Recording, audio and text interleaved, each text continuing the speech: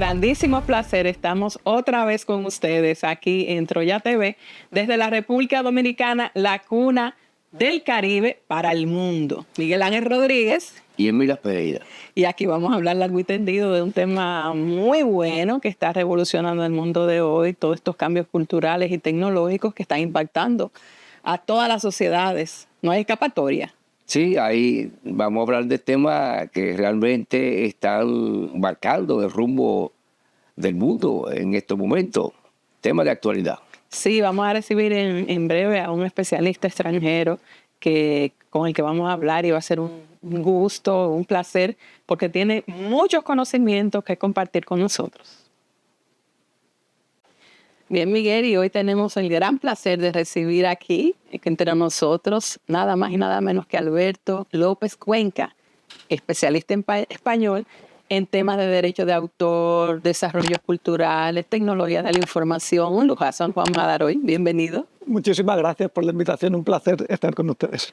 Bueno, pero no solamente en España, también la Universidad de México y el mundo intelectual de México se lo ha hurtado. Es cierto que llevo ya 20 años, prácticamente toda mi carrera profesional la he desarrollado en México y actualmente en la Universidad Autónoma de Puebla. Qué maravilla. Entonces, puedes hablar de diferentes realidades y eso es importante para nosotros.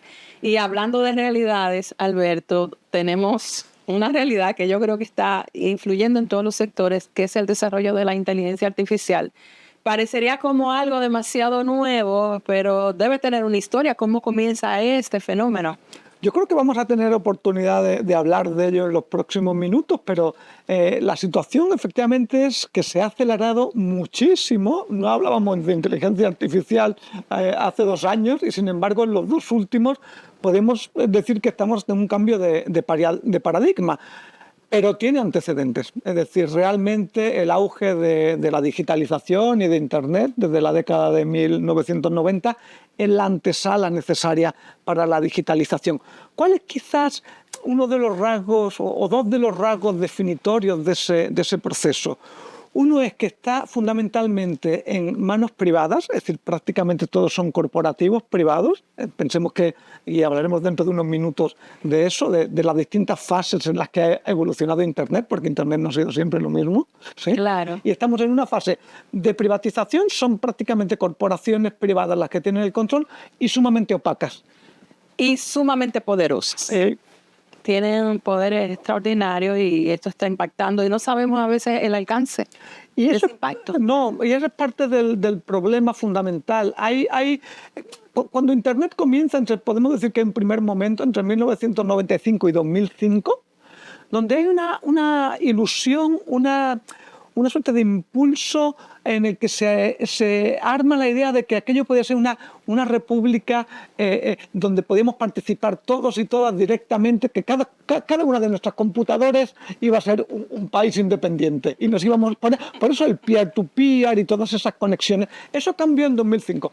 A partir de 2005 empiezan eso que llamamos, creo que de una manera equivocada, redes sociales. En 2005 empieza la privatización de todo ese magma que se había estado generando antes por corporaciones, las que conocemos hoy. Hay quienes lo llaman la GAFA, ¿no? Google, Apple, Facebook. Bing, ahora, por ejemplo. Todos los corporativos. ¿Cuántas? Y eso, perdón, con esto acabo, esa es la antesala de la inteligencia artificial. Digamos que entre 2005 y 2020 lo que se produce es un proceso de captura de las actividades de nuestras propias vidas privadas que en ese primer momento de Internet no era de interés. Eso es básico para alimentar la inteligencia artificial. Bueno, es que la data, Alberto, Emilia, están vinculadas íntimamente al poder. Y la data es información. Y la información es control. Y como toda propiedad privada, también en lo material se da también en lo intangible. Claro. Se da, y como vía consecuencia, todo lo que sea esa data y todo lo que sea poder y todo lo que sea vincularlo al aspecto material como resultado de un negocio, entonces es obvio que tiene que estar privatizado. Hay un momento definitorio de esto, que es el año 2016, como seguramente todos recordemos, que fue el momento en el que se destapa que en la campaña electoral de Estados Unidos había habido un uso totalmente tendencioso de las redes sociales que mostraban que no eran neutrales. ¿Se acuerdan del caso de Cambridge Analytica? Sí, claro. Ahí, este fue la primera actuación. Eso nos puede llevar hace una semana. Twitter, ¿no? Lo que antes conocemos como Twitter, siendo cancelado X en Brasil, porque no están moderando los contenidos. Abiertamente están diciendo, vamos a permitir su partidista tendencioso de las redes sociales.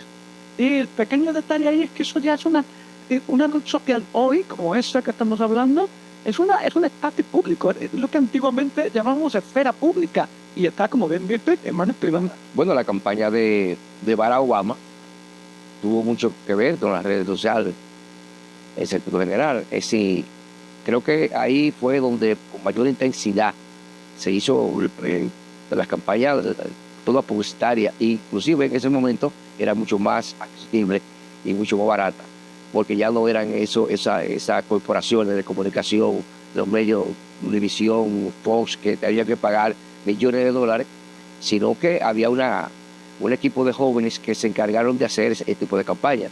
Eso es lo mismo en mi curso Washington sobre campañas políticas exitosas, y ahí participaron personas, inclusive el equipo que participó de Obama lo explicó muy bien. Es cierto. Y lo que también es cierto es que se revela que hoy cada vez es más difícil la diferencia en el ámbito digital. Las elecciones de Estados Unidos en 2008 estamos años luz en realidad. Había como cierta brecha, ciertas posibilidades desde la sociedad civil para organizar. Sin embargo, la actualidad es muy difícil. Se llegue a esta cantidad de todas, potencialmente la campaña de y cuando empezar incluso la respuesta la era árabe, en España, Urge, desde la Unión Europea. Y ahora en Venezuela. Sí, definitivamente hay una influencia política, ¿no? Acá. Pero hay otro aspecto también, que con frecuencia leemos algunas noticias, pero yo creo que todavía como que no forma parte del análisis o no de manera firme, y es la gran cantidad de dinero que se está manejando a través de la internet. Es impresionante, las fortunas son impresionantes, tanto de las grandes corporaciones, muchas de las cuales ni siquiera conocemos bien, porque hay diferentes áreas. Está muy segmentado toda la producción, aquella se encarga de tal cosa, de guardar la data, aquella de lo otro, en fin. Todo ese poder tan enorme, ¿cómo se está reflejando ese poder económico? ¿Cómo se está reflejando en la sociedad? Lo cierto es que se está haciendo cada vez más evidente. Hay quienes hablan de que el desarrollo a lo largo de la segunda mitad del siglo XX entre el Estado y el capitalismo van de la mano. Es decir, el Estado lo que facilitó fueron las condiciones, lo que llaman eufemísticamente la captura de inversiones extranjeras, ¿no? Ahí el Estado tiene que proveer unas condiciones de estabilidad social, ¿no? Políticas, pero eso se ve como de una manera separada.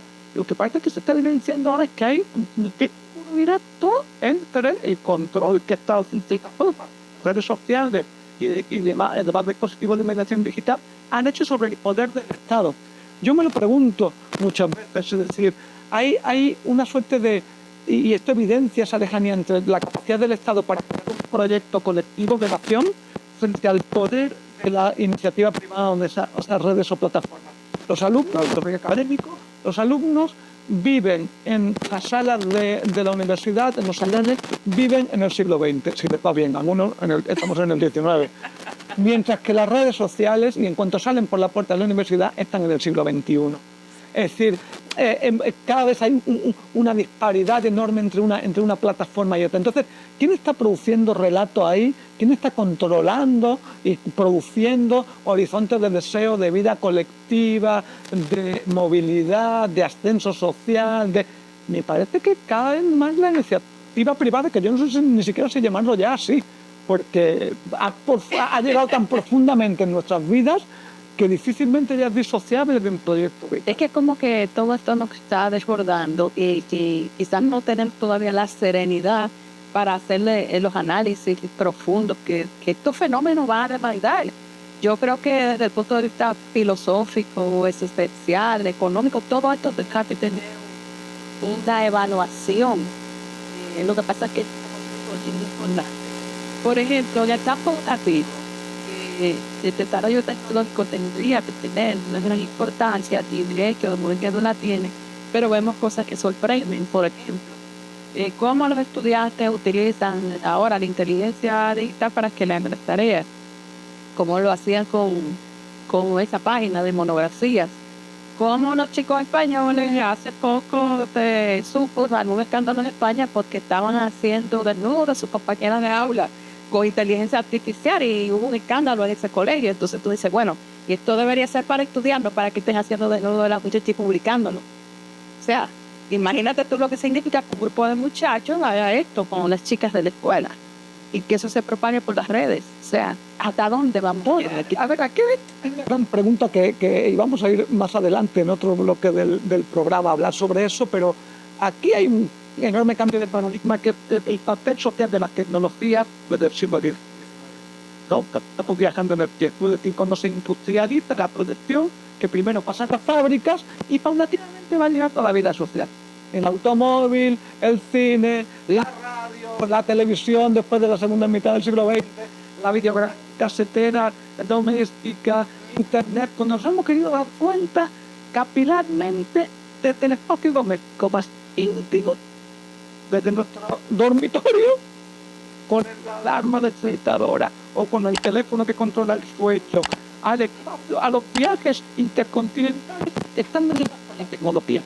Y lo que efectivamente en toda la razón no parece que tengamos capacidad de poner sobre la mesa es para qué las queremos. Estamos dejando que en un proceso muy acelerado de transformación sean ellas las que dicten cómo tenemos que vivir, cuando deberíamos estar interrogándonos para qué queremos la inteligencia artificial.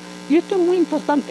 Es que estas situaciones que describían, ¿no?, en los colegios, si se dan cuenta, esos alumnos o esos que hacen, ¿no?, que falsean o que en realidad están siendo víctimas de la inteligencia artificial. O sea, yo me veo muchas veces en clase, en situaciones en las que los alumnos confiesan, no, profe, la tarea me la hizo, pero es que además cuando he leído un texto he tenido que preguntarle al texto que me explique, ¿no?, a esta plataforma qué es lo que dice y qué.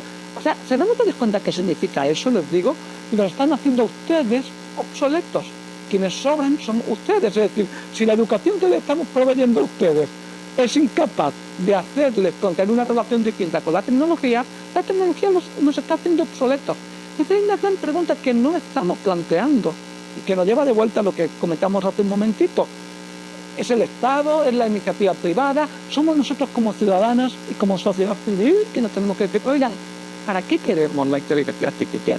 Y el problema es que creo que estamos esperando que sean los jueces o los tribunales los que digan eso para que se utilice. Se violan los derechos de autor.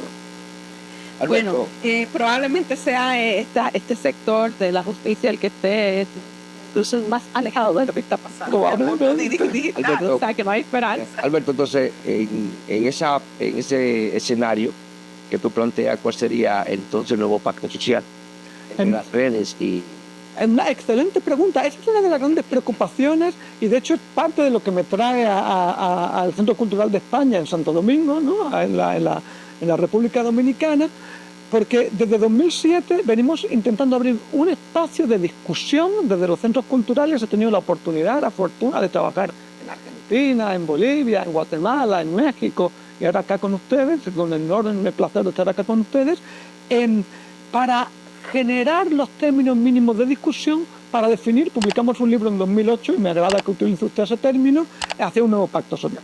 Es decir, ¿en qué consistiría? Y aquí es fundamental dar lugar a los intereses heterogéneos, es decir, múltiples, de distintos actores sociales. Porque por una parte tenemos al Estado, que va a velar por los intereses probablemente públicos y de estabilidad social. Por otra parte tiene los intereses de editoriales o de universidades privadas que lo que quieren es generar beneficios, pero luego tenemos un conjunto muy heterogéneo de colectivos de activistas, de colectivos de indígenas, de activistas políticos. Tenemos que imaginar formas de producir un diálogo ahí. Las noticias del mundo exterior son malas, es decir, cada vez somos más incapaces de encontrar unos términos de diálogo, de encuentro, de interlocución y de intercambio. Basta ver las noticias diariamente, ¿no? Se cancela la diferencia. Cada vez somos más impacientes para soportar al otro, a lo que no entendemos. Diríamos que Chávez, o Chávez no, sino Maduro, hizo una especie de un secuestro del pacto social, cuando que hizo bloquear la cuenta de X y bloquear la cuenta de Facebook. También con mucho control lo hacen los chinos. Entonces, diríamos que ese pacto social ya ha sido intentado secuestrarlo por el sector privado o el sector público, en este caso por el Estado. Ahí Hablábamos de secuestro en el sector público, en el sector privado. Ahora entonces parece que se traspasó al sector político, al sector público. A ver, hay aquí una cuestión muy importante. Esa idea del pacto social o de la esfera pública, que es un invento del siglo XIX, o sea, quiero decir, está asociado, y es un importante invento, es decir, digamos que los procesos revolucionarios y de independencia que viven muchos países latinoamericanos a lo largo del siglo XIX, vienen asociados con la configuración de una nueva figura, es decir, del ciudadano. Y el ciudadano está vinculado, y esto es muy importante, con sujetos que ocupan la esfera pública no como religiosos, ni como militares, ni como médicos, no, todos son ciudadanos. En México se llama al presidente ciudadano presidente. Es decir, No, excelentísimo señor presidente de la República. no, ciudadano presidente. Ciudadano presidente. Y entonces, ¿eso qué significó? Que había una esfera pública compartida. Pero aquí hay dos aspectos muy importantes que hay que enfatizar.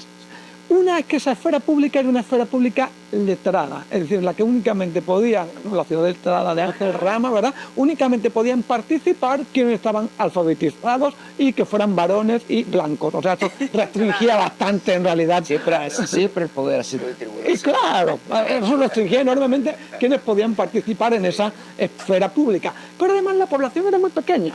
Aquí, y es algo de lo que hemos dejado de hablar, pero lo que ocurre a lo largo del siglo XX, uno es que hay un montón legítimamente sancionados de movimientos sociales que reclaman estar en la esfera pública.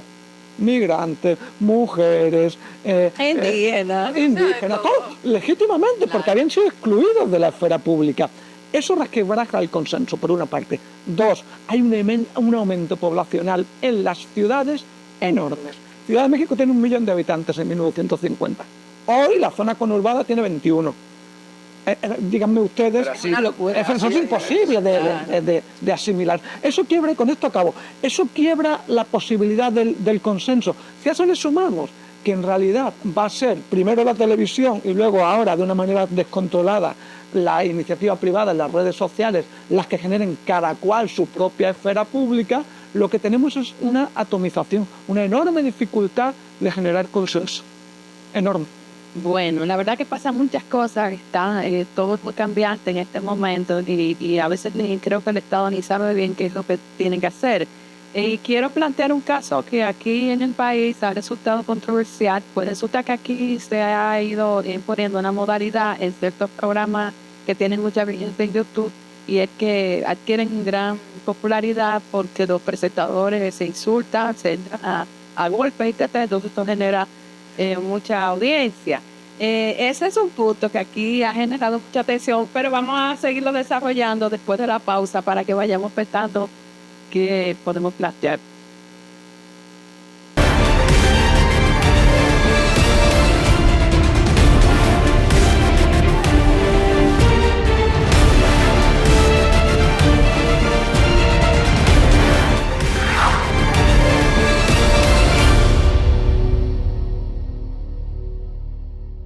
Bien, y seguimos nuestra conversación con Alberto López Cuenca, interesantísima.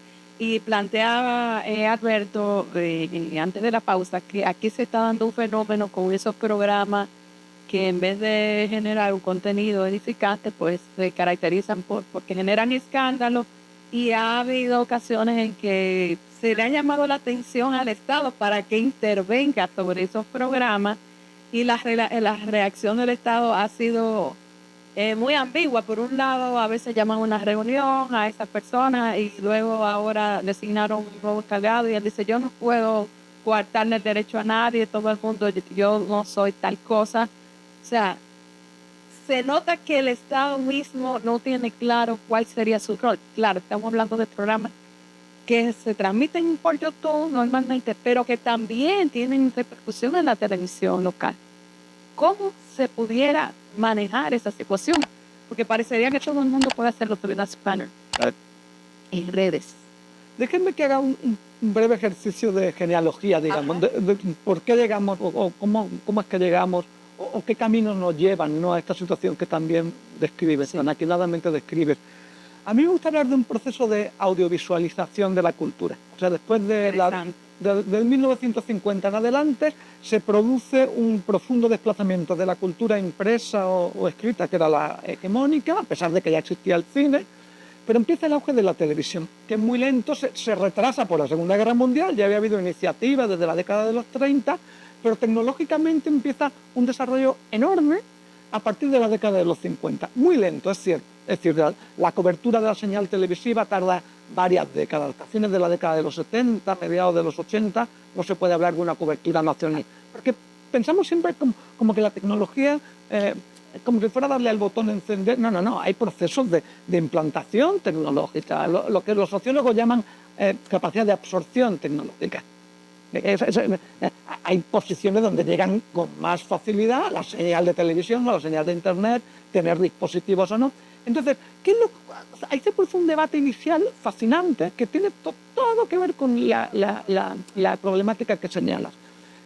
Si la función de la televisión que empezaba a llegar a las casas, es verdad que lentamente. O sea, en México, por ejemplo, en 1970 solo hay televisores en las zonas urbanas y el 30% de viviendas, es decir, muy poco los hogares. Pero hay un debate muy interesante, ¿la televisión tiene que ser una iniciativa pública, es decir, que tenga una función de difusión cultural, formativa, o tiene que ser una iniciativa privada? Y ahí nos vamos a encontrar de todo. Es decir, por ejemplo, en Inglaterra el modelo de la BBC es un modelo corporativo público, es decir, es educativa, es formativa, ¿sí? En España es un modelo público, pero financiado privadamente, es decir, es el Estado el dueño del canal. Televisión Española. Televisión Española es fundada en plena dictadura franquista, en 1956. Entienden que eso es un arma de control social muy poderosa, pero no tienen dinero. Entonces, ¿qué hacen? Venden espacios y los controlan para publicidad, ¿no? En el caso de México es distinto. México concesiona como si fueran estaciones de radio, entonces concesiona 3 canales en Ciudad de México, uno en Matamoros, uno en Veracruz, y entonces genera como un ecosistema audiovisual sumamente heterogéneo. ¿Por qué estoy contando esto? Porque esto inmediatamente define qué tipo de producciones van a hacer esos canales, si necesitan recursos o no. Hay un comercial de 1956-57 de Televisión Española que, para captar publicidad, para que las compañías invirtieran en publicidad en el canal, decía, tenemos un escaparate en cada una de las viviendas. Es decir, entendían, la televisión, y entonces, ¿para qué? Porque para vender. Entonces, si ese es el modelo, resulta que entonces la televisión, y por extensión, todo en el proceso de audiovisualización posterior, el uso de videocaseteras domésticas, internet, los teléfonos celulares, están destinados básicamente como dispositivos de venta, no de formación. Esa batalla se ha perdido. Hay que admitirlo, es decir, la función formativa, educativa, es anecdótica. No digo que no quede, pero es anecdótica. Y entonces lo que la televisión produce básicamente son consumidores. Y en un contexto en el que hay un exceso de oferta, la estrategia es la captura de la atención. ¿Cómo se captura? Claro. Cuanto más escandaloso, cuanto más estrambótico. Claro. Entonces, y esa sería la genealogía. Lo digo, me parece siempre importante como poner en perspectiva estos procesos, porque siempre parece que estamos en una situación inédita, inusual. Pero hay antecedentes. No, hay antecedentes. En realidad siempre fue un monopolio del Estado en toda América Latina y en Europa también. aquí el inicio de la televisión y el inicio de la radio eran estatales. Luego fue que fueron surgiendo del sector privado y como sector privado obviamente está vinculado a la ganancia, está vinculado a la publicidad, está vinculado al poder, está vinculado al control, al control.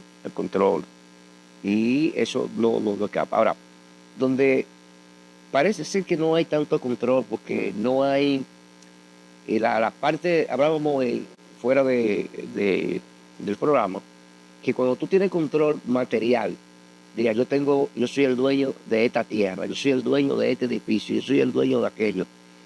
Ya eso se ve como más tangible. Pero ya cuando tú tienes, como ya se ha desbordado, como se ha hecho en los últimos años, donde por ejemplo tú tienes canales en televisión en YouTube, tú tienes por aquí televisión, tú tienes por aquí radio, ya el control del Estado ya escapa un poquito más. El monopolio es un poquito más. Y el control de qué se dice, cómo se habla, es un poquito más complicado, son un poquito más complejos. Y eso hace que se desborden y que los contenidos de impacto sean mucho mayor. Porque los contenidos de impacto dan mucho view y los views dan mucho view. Absolutamente, esa es una descripción muy certera, muy atinada, y pensemos que no solo en términos comerciales, sino, y lo describías hace un momento, ¿no? También políticos, es decir, para ciertos regímenes políticos, ¿no? Antes mencionábamos el caso de Venezuela, pero también en el caso de Brasil, es decir, ¿por qué la censura en Venezuela nos parece problemático y el caso de cerrar en Brasil no? Es decir, ahí hay un criterio que tiene que ver con la regulación, ¿no? Pero lo cierto es que está ligado y significa una enorme, ¿no? Cuando se hablaba del cuarto poder, de la prensa, como del cuarto poder. Ahora parece que es el primero. Exactamente. Porque ya no es ni la prensa. La primavera de Egipto demostró que era el primer poder. Fíjate que todos estos cambios de los últimos tiempos, bueno, han impactado sobre todo en la juventud. Yo creo que es el sector poblacional que más fácilmente lo ha asumido. En el ámbito intelectual hemos notado que las grandes figuras del mundo intelectual no participan mucho no participan de manera activa. Bueno, se publica una conferencia aquí de Vargas Llosa, pero él no hace redes sociales de tal escritor notable de tal país. O sea, ha habido como el mantenimiento de una cierta distancia, como si no se quisiera, si no se considerara que es propicio participar en ese mundo. ¿Cómo realmente está dándose la relación entre el mundo intelectual y el desarrollo tecnológico, redes sociales? Es muy interesante, sobre todo desde la exposición. O sea, la figura a ver, por una parte ha habido siempre un recelo, de nuevo volvamos a la tele, respecto a sobre todo de las posiciones de izquierda, que no nos vamos a poner a dar una cátedra sobre la escuela de Frankfurt y cómo Adorno, Horkheimer, Marcuse, toda esta generación de los 60, 50, 60, veían una amenaza en la televisión. Entonces pensaban que en realidad ahí no había posibilidad de un ejercicio crítico, reflexivo, formativo. Y hay un lastre. Los medios de comunicación de masas se han visto desde las posiciones progresistas o liberales generalmente con recelo, porque se han entendido que eran entretenimiento, ¿no? Y degradaban de alguna manera el conocimiento, y eso hasta la actualidad sigue en el ambiente, me da la impresión. Entonces muchos de los intelectuales, de los académicos, se refugian en la academia, se refugian en sus estudios, publican con editorial y no se exponen, ¿no? a ese roce. Pero yo creo que en esa misma coyuntura se surgió la figura del intelectual público, ¿no? Tanto de pensadoras como de pensadores, que tenían la responsabilidad de recordar que estamos en situaciones problemáticas esquivas que requieren de reflexión conjunta, colectiva. Y tiene toda la razón en que cada vez tenemos menos personajes dispuestos a hacer eso. Es decir, desde luego, la visibilidad pública está engullida por los youtubers. los youtubers están claramente entramados. El monopolio. El monopolio, yo conozco directamente, he tenido la oportunidad de conocer gente que trabaja en la gestión de youtubers. Imagina la cantidad de recursos económicos enormes, pero estamos hablando de millones para hacer product placement, es decir, para emplazar productos, porque tiene una cosa. Nosotros podemos hacer un comercial para la prensa escrita, lo podemos hacer para la televisión, pero esto no tiene trazabilidad. No sabemos cuántas personas lo ven, quién lo compra, ¿no? Aquí sí, aquí sí. Todo se Aquí cuenta. sí. Lo que permite estos dispositivos es saber cuánto en Santiago de los Caballeros, cuántas depiladoras se vendieron, cuántas se vendieron en la zona de Santo Domingo, cuántas. Te permite una trazabilidad Hay un control enorme. Entonces, a donde voy es que ha ganado o está ganando masivamente el uso comercial de entretenimiento y no de reflexión o de discusión. Yo no tengo respuesta a eso, lo que sí creo es que tenemos que discutir y pensar cómo responder a esa coyuntura y me parece que no lo estamos haciendo. Yo creo que es un asunto de actitud, o sea, de nosotros, los que tenemos vínculo con el mundo intelectual, o sea, yo lo que noto es que se quiere mantener esa equidistancia porque aquello no aporta, Pablo. yo no quiero entrar en la feria aquella y me quedo en mi ámbito privado, ¿no? En la trastienda. Pero creo que eso hay que repensar, Carmen, porque si no, no va a buscar nada. Yo creo que hay un enorme problema. Creo que ha habido un proceso muy acelerado de desmoronamiento de relatos. Es decir, no sabemos orientarnos. Como proyectos sociales estamos desorientados. Y creo que hay una responsabilidad enorme de aquellas personas, tanto intelectuales como académicos, como personas de los movimientos sociales, que están en la sala de máquinas, me atrevería a llamarlo, de la imaginación social. Y son ellas las que tienen que estar en primera línea transmitiendo, discutiendo, valorando, para volver a insuflar entusiasmo y orientación en un contexto de profunda desorientación. Mira, Alberto, yo me he quedado muy sorprendida porque siempre trato de analizar la semántica y cómo va cambiando. Y de verdad que la inclusión de estas tecnologías en desarrollo ha cambiado la manera en que se denominan las cosas. Y te voy a poner un ejemplo simple. Bueno, el relato, la narrativa, siempre tuvo su significado en el ámbito literario, lo que es relato, lo que es una narrativa. Pues esto fue tomado por los voceros de la nueva tecnología y me sorprendo yo un día que veo títulos en YouTube de alguien que está anunciando un programa con la narradora de tal cosa. Y cuando yo entro a ver la narradora de tal cosa, no me dice que contar. No, o sea, en YouTube, de su vida cotidiana, de sus avatares pequeños, ¿no? Y con gracia, entonces a ella ya le llaman narradora. Y tú dices, y entonces, ¿y qué es Isabel Allende? ¿Y qué es Mario Vargas Llosa? ¿Y qué es García Márquez? ¿Eran narradores o son los narradores ahora que son los verdaderos narradores? O sea, ¿qué es lo que está pasando? Que estamos como cambiándolo todo también a nivel de la denominación. Alberto, serían los comunes digitales. Los comunes digitales son una apuesta muy importante para responder a este entuerto que señala. Me gustaría quizás detenerle... Los comunes digitales. Sí, porque es un concepto que creo que merece la pena pensar y que está totalmente vinculado con la posibilidad de producir narraciones o relatos de una manera colectiva, como gente. A ver, Eso hay que hablarlo bien. sí, lo voy a intentar resumir muy rápidamente. A ver, ¿qué son los bienes comunes? ¿No? Ajá. Los bienes comunes no son un invento reciente, ni son una ocurrencia tampoco, ¿no? Bueno, tiene su No, tiene su antecedente. A ver, Eleanor Armstrong gana el Premio Nobel de Economía en 1999 con un trabajo de décadas, obviamente, que hace sobre los bienes comunes. Ella argumenta ahí que los bienes comunes se sitúan entre la propiedad pública y la privada. O sea, ¿qué es un bien público? ¿Sí? Aquel que regula el Estado, por ejemplo, un parque, ¿no? Un parque. ¿Por qué es un bien público? Pertenece a todos los ciudadanos, ¿no? de República Dominicana, por ejemplo, el Parque de la Independencia, ¿sí? Todos los dominicanos pueden entrar a él porque son dueños, digamos, ¿no? de ese espacio, pero no lo regulan. el Estado dice a qué hora se entra, a qué hora se sale, qué plantas se siembran, qué luces se ponen o no, qué pintura se le va a dar al monumento. Entonces, Pero digamos, los comunes digitales ya es un tema. claro, ahí lo que ocurre es la contraposición de este bien público es el privado. Es decir, usted tiene un parque privado y entra quien pague. ¿Qué son los bienes comunes? Una posición intermedia. Es decir, un bien común normalmente se vinculan con tierras, con bancos de pesca, con bosques, pero con una imprenta o con una biblioteca o con una cocina o con un jardín.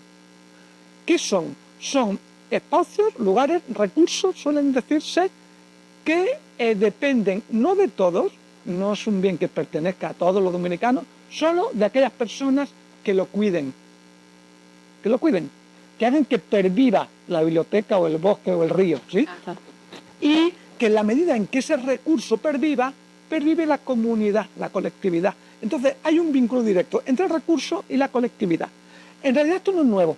La idea de bien común hunde sus raíces en concepciones prehispánicas. Y cuando tú hablas de los digitales, Bien. ¿a qué te refieres? Muy bien, entonces, ¿qué ocurre en la década? Porque es tangible. ¿Qué Se puede moverlo. Sí.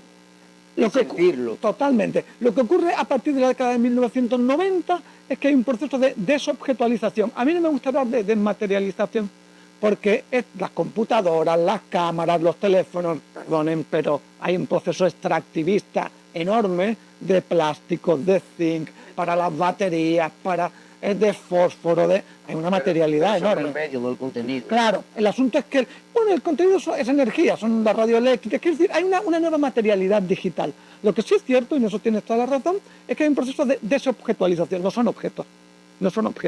Y entonces, lo cierto es que en el uso de esos y las formas de regular nuestra relación con esos bienes desobjetualizados, digitales, hay formas de organización también. Por ejemplo, caso paradigmático es la Wikipedia. ¿Sí? La Wikipedia, que es esta enciclopedia. Claro, ¿tiene un dueño? No, bueno, te digo, hay una fundación que vela por ella. ¿De quién es? Bueno, de quienes participan en ella, la consultan. Que no sabemos el nombre, por cierto. Bueno, hay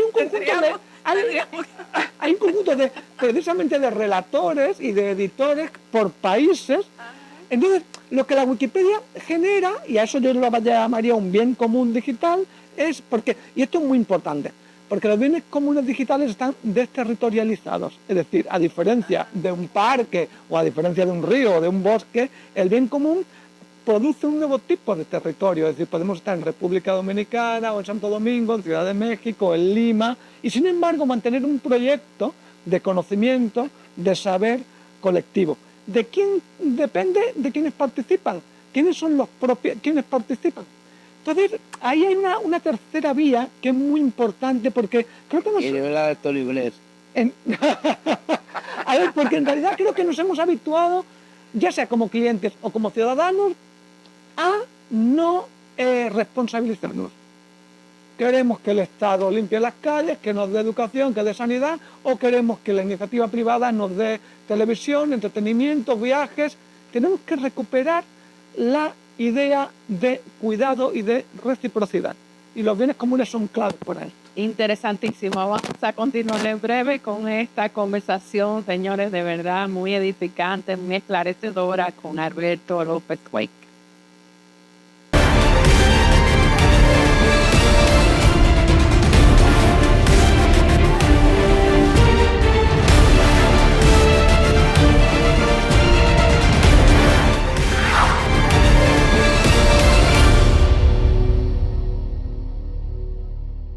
Y seguimos en Troya TV, señores. Recuerden suscribirse al canal, compartir este contenido y darle like, por supuesto. Estamos conversando con Alberto López Cuenca y creo que tú tienes una pregunta para Alberto. Sí, cuando hablamos de la ecología digital, Alberto, ¿qué tú quieres decir por eso? Cuando recurrimos a la noción de ecología, lo que intentamos subrayar es que hay una codependencia. Hemos tendido a pensar que hay una tajante separación entre nosotros como humanos, el entorno que solemos calificar como medio ambiente, ¿no? La naturaleza, los recursos y las tecnologías. Cuando hablamos de ecología, hablamos de la codependencia. Es decir, de que hay un vínculo mucho más profundo entre los dispositivos tecnológicos, el emplazamiento Una que analogía, ocupan. entonces, una especie de analogía. Y de interdependencia entre cada una de las actividades digitales. Hay como una especie y de los sujetos. de un mundo. Y de los Un mundo sujetos. compartido y que no pueden separarse del Exacto, otro. sí, vale, sí, eso me gusta, la idea de que no se pueden separar, efectivamente, sí, están imbricados, sí, eso es importante. Y hay una cosa que es muy importante también, porque tendemos a pensar que la ecología es estable, ¿saben? Como que los ecosistemas son cerrados y estables. No, no, los ecosistemas son un desastre, es decir, son permanentemente, como bien sabemos acá, o sea, por huracanes, Los incendios forestales. los en incendios California, forestales, por ejemplo, sequías. sí. O sea, los ecosistemas son muy frágiles, están permanentemente en estado de desequilibrio. Entonces, un ecosistema digital, o sea, ecologías digitales, de lo que hablan son de procesos de inestabilidad también y de procesos de equilibrio.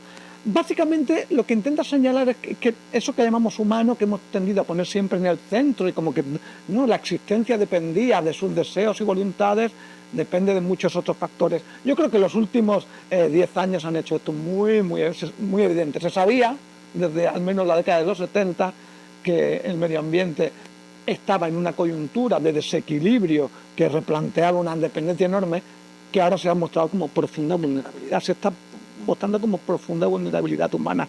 Entonces los sistemas digitales, digamos, que configuran, ¿no? ese sistema de relaciones, digamos.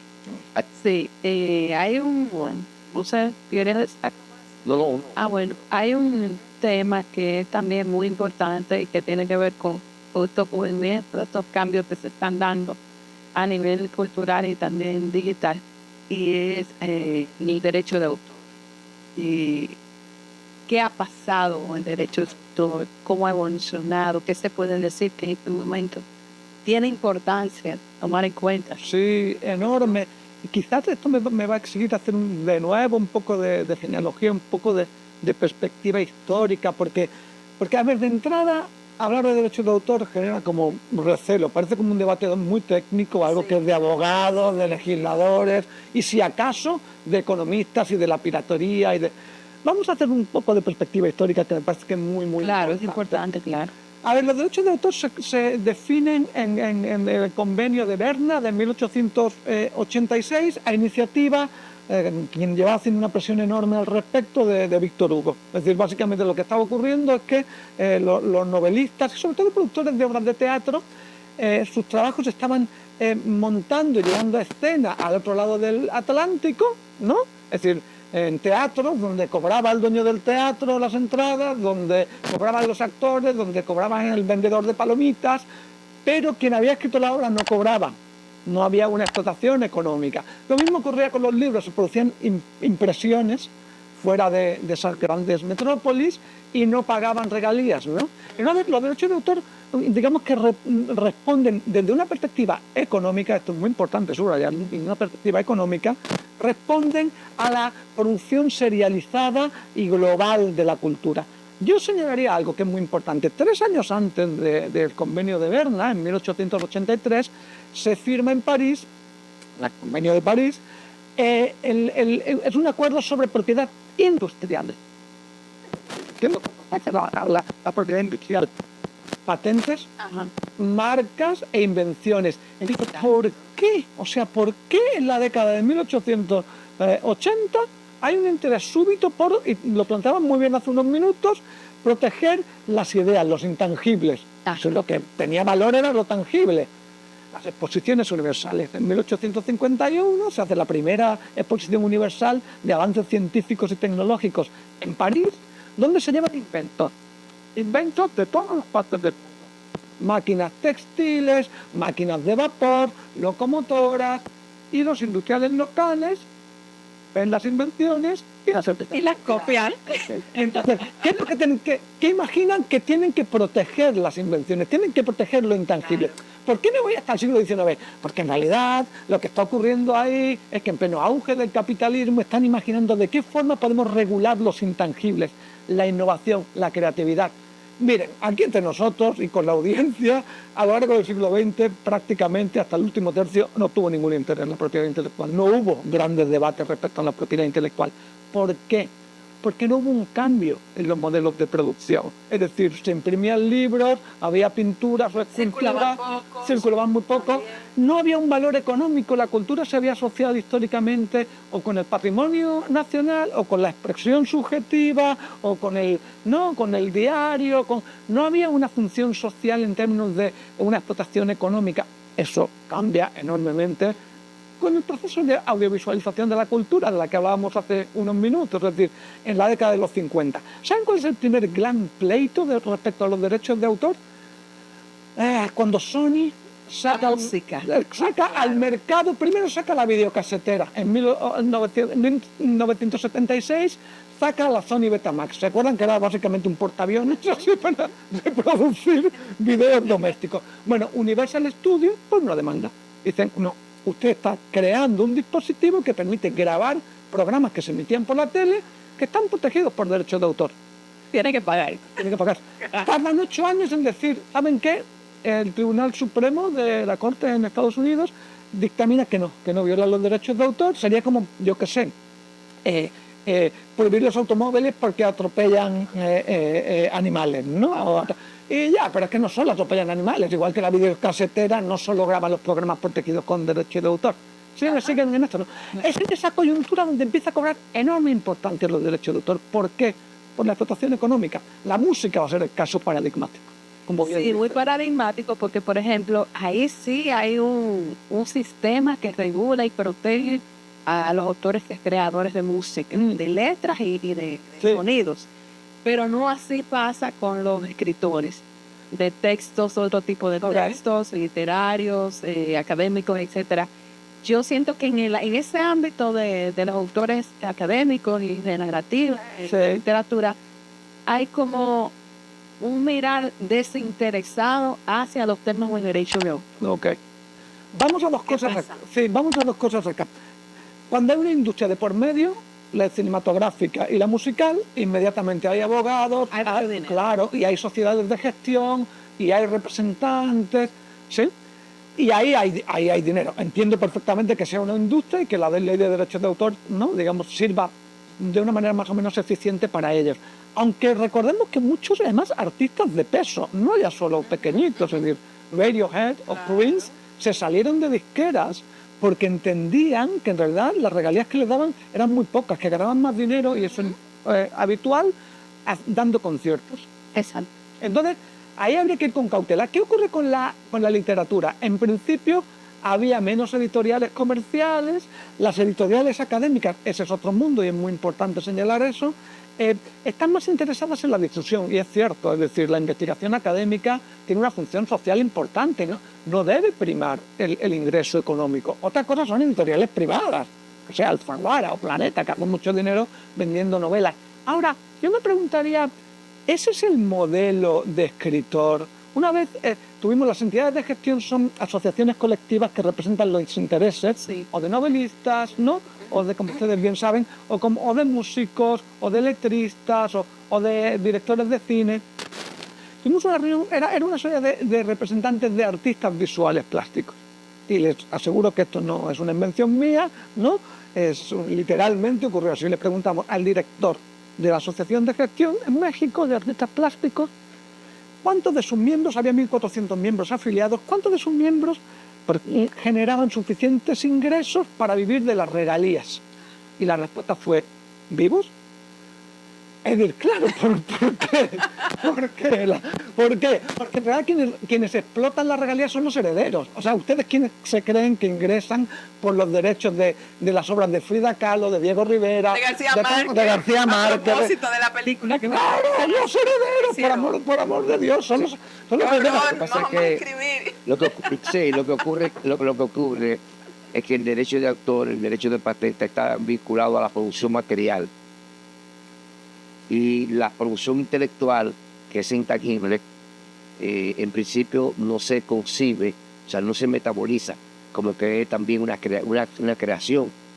Pues es una gran injusticia. porque tú sabes la pero- sí, pero- figuras extraordinarias que se han creado y Sí, mira, no pero- se valoran desde el punto de vista. Sí, pero es un problema de la evolución. Wow. Y hay cosas que hacen una evolución más rápida que otra. Y en el caso de la propiedad intelectual, de la creatividad artística, ya es la parte más superior del ser humano, la parte ya más humilde. Y esa parte tú no puedes concebirla donde no hay una producción en equipo, donde no hay una gran cantidad. Fíjate que cuando tú llevas una novela al cine o cuando tú la llevas al teatro, ya intervienen una gran cantidad de personas. Y al intervenir una gran cantidad de personas, obviamente hay que hacerlo por recursos. Ya hay que alquilar determinados sonidos, hay que alquilar elementos materiales, hay que transportarlo, hay que arreglarlo. Entonces ya eso se convierte en una industria. Y al convertirse en una industria, entonces ya sí se considera que hay beneficios. La clave está efectivamente en si produce beneficios económicos, si tiene ánimo de lucro o no. Ese es el parteaguas fundamental. Eso es un parteaguas fundamental. Y de hecho, es muy importante, yo creo que esto sí convendría como enfatizarlo, porque en general la percepción que tenemos es que los derechos de autor tienen que ver con la producción artística. La digitalización ha cambiado eso enormemente. ¿Saben con qué tiene que ver? Y esto nos lleva de Watson al inicio del programa sobre la inteligencia artificial, tiene que ver con hoy día. Permítanme que aclare algo. La Constitución de 2015 de República Dominicana recoge la Carta Magna, al igual que muchas jurisdicciones, ¿no? Digamos que parte de una carta de los Reyes Magos, ¿no? Que es derecho a la vivienda, al trabajo, pero recoge también dos cosas. Recoge el derecho a la cultura y la protección de los derechos de autor. Es decir, el reconocimiento y la remuneración de los productores culturales. Tenemos una ley del año 2000 de la República Dominicana que sí protege los derechos de autor, pero tenemos una ley que regule cómo se accede a la cultura. Prácticamente no hay en ningún lugar. Y esto es muy grave, porque entonces hay un vacío legal. ¿Y con qué nos encontramos ahí? Entonces, nos encontramos con que en realidad hay un abuso, una perversión en la manera en la que las plataformas digitales y la inteligencia artificial están usando leyes que estaban pensadas para generar un ingreso digno para los creadores. En mi opinión, no se genera. Es decir, eso debería haber una ley laboral de productores culturales y artísticos, porque los derechos de autor, quienes generan suficientes ingresos son o los herederos de artistas de renombre o Shakira, quiero decir, que son marcas, en realidad no son artistas. La mayoría de escritores y escritoras y académicos no generamos ingresos con nuestro trabajo, no vivimos de eso. Nos interesa más la circulación de eso que producimos. Entonces, ¿qué implicaciones tiene el derecho de autor? Y les voy a dar dos casos para que vean lo grave que es la situación en la coyuntura actual de la digitalización y de la inteligencia artificial. Como las plataformas son condiciones necesarias para la difusión de contenidos, es decir, cuando a veces subimos un video a YouTube o hemos grabado algo en la calle y hay una música de fondo que está protegida por derechos de autor, el algoritmo en la plataforma automáticamente baja el contenido. Baja el contenido. Es decir, eso no se puede hacer. Hay una censura. Solo mediante el debido proceso judicial un juez puede dictaminar si se viola el derecho de autor o no. Eso no puede ser un particular el que lo haga. Esto es muy grave, porque nos hemos encontrado en el caso de México. No, aquí también. El presidente de la República ha dicho que se violaban sus derechos de autor para bajar contenidos en los que quedaba haciendo unas declaraciones nefastas, y entonces, digamos que se producía una censura aduciendo los derechos de autor para bajar contenido de un uso perverso. No sé si pero cuando explicar. decía algo positivo y lo bajaban, no eso había no. violación. Y el segundo caso, con la inteligencia artificial, nos lleva de vuelta. A ver, la inteligencia artificial, ¿qué hace? Es un sistema algorítmico recursivo que, a diferencia de... O sea, las computadoras hasta hace muy poco tiempo tenían una capacidad combinatoria muy alta, pero limitada.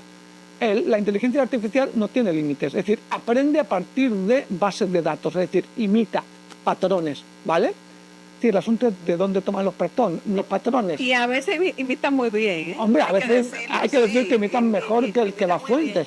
Pero el asunto es puede utilizar materiales protegidos por derechos de autor?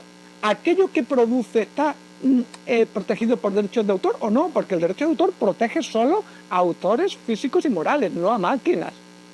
Genera un problema enorme la coyuntura en la que, Hay una en la que dicotomía estamos. ahí, Enorme. hay una dicotomía de violación.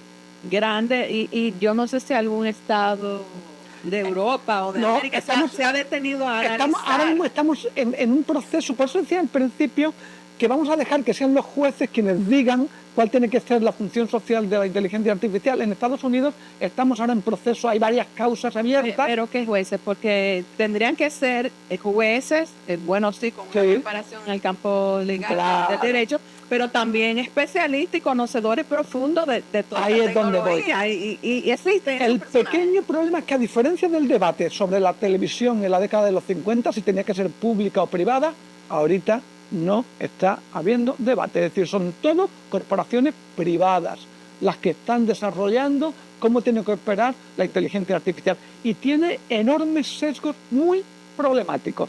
¿Qué base de datos usas? ¿Qué algoritmo? ¿Cómo discrimina? Es decir, si usamos, por ejemplo, ChatGPT básicamente está entrenado con bases de datos en inglés, es decir, no está pensado para operar en español. Tiene como entre el 5 y el 7%. De hecho, le preguntas algo de Estados Unidos, te dice No. muy poco. No. Te dice, no te puedes responder. No, entonces está como homogeneizando un conocimiento global universal que en realidad está hecho con una parte, digamos, totalmente tendenciosa y selectiva, ¿sí? Pero es que entonces deja fuera a todo un conjunto de posiciones, de cosmovisiones que no tienen representación. Y el problema es que el algoritmo es profundamente opaco, porque en realidad, como son iniciativas privadas, no quieren abrir al público. Entonces debería haber una presión enorme social y de los estados, pero sabemos que el Estado está alineado con el sector empresarial en general. Sí, eso pasa, yo creo que en todos los países, definitivamente. Bueno, y yo creo que nos ha faltado tiempo para seguir hablando con Alberto López Cuenca de estos temas tan fascinantes y tan desafiantes también para todos. Lamentablemente hemos terminado nuestra hora y tenemos que despedirnos. Gracias. Al infinitas, contrario, Alberto, gracias a esta ustedes por la conversación. invitación. Sí, Miguel, ha sido muy interesante, ¿verdad que sí? Sí, Sí, y nosotros nos despedimos por ahora y luego nos encontraremos con ustedes. Gracias por estar ahí.